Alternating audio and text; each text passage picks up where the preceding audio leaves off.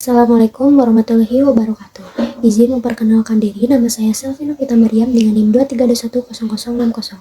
Di sini saya akan mempresentasikan hasil artikel yang telah saya buat dengan judul Analisis Kesalahan Sintaksis pada Iklan Tukang Potong Wanita di platform TikTok Yogyakarta untuk memenuhi tugas ujian akhir semester dengan mata kuliah sintaksis dan dengan dosen pengampu Restu Bias Perimandika MPD.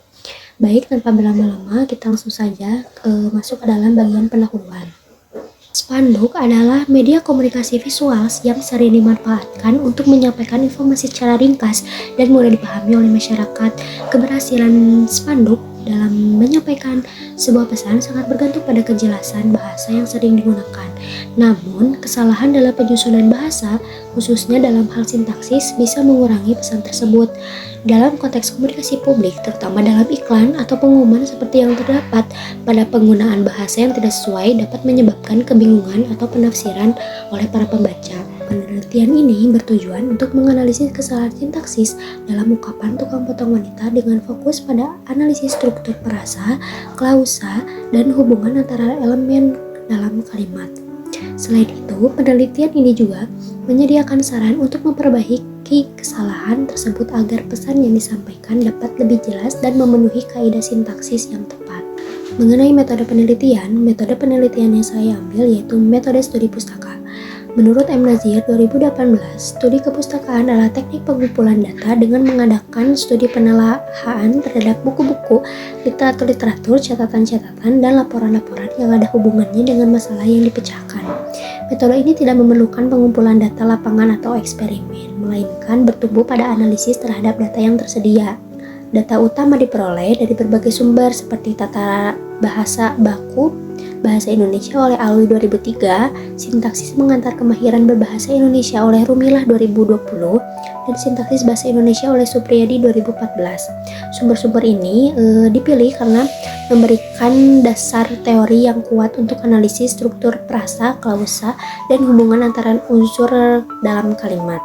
Metode studi pustaka ini dipilih dalam penelitian karena sesuai dengan tujuan analisis data berdasarkan teori-teori yang sudah ada tanpa memerlukan pengumpulan data primer.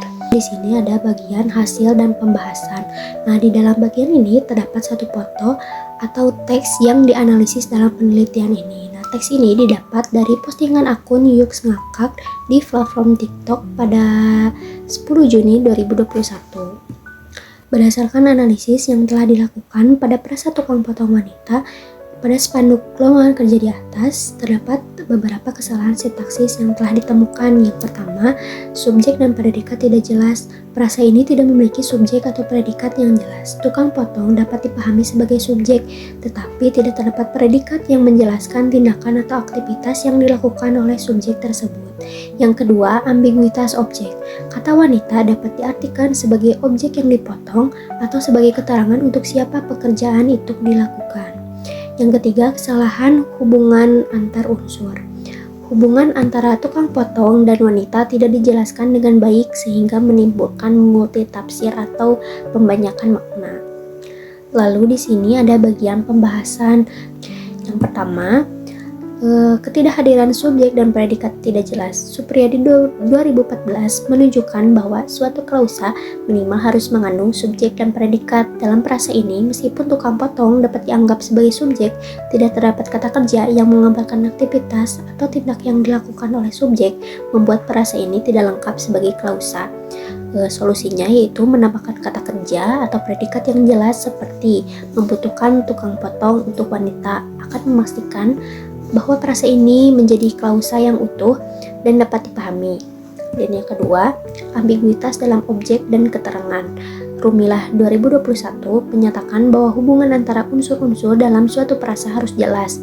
Frasa ini menciptakan ambiguitas karena wanita bisa ditafsirkan sebagai objek yang dipotong atau sebagai keterangan mengenai siapa yang menjadi sasaran pekerjaan tersebut. Solusinya yaitu menggunakan keterangan yang tegas seperti tukang potong untuk wanita atau tukang potong khusus wanita. Hal ini akan membuat jelas bahwa pekerjaan tersebut ditunjukkan untuk wanita, bukan objek yang dipotong. Lalu yang ketiga, ketidakjelasan dalam struktur klausa. Menurut Kerap dalam Supriyadi 2014, klausa minimal harus mencakup subjek dan predikat. Kekurangan predikat yang jelas membuat klausa ini tidak mampu menyampaikan informasi secara menyeluruh. Solusinya yaitu, frasa ini dapat diperbaiki dengan mencantumkan kata keterangan atau konjungsi yang tepat, seperti tukang potong untuk wanita, untuk memperjelas makna dalam hubungan antar unsurnya. Kesimpulan dari artikel yang telah saya buat yaitu kesalahan dalam tata bahasa yang muncul pada frasa tukang potong wanita di spanduk iklan pekerjaan di TikTok Yuk Ngakak disebabkan oleh kekurangan kejelasan dalam struktur kalimat. Tidak hanya predikat yang menjelaskan suatu tindakan serta ketidakjelasan dalam hubungan komponen kalimat.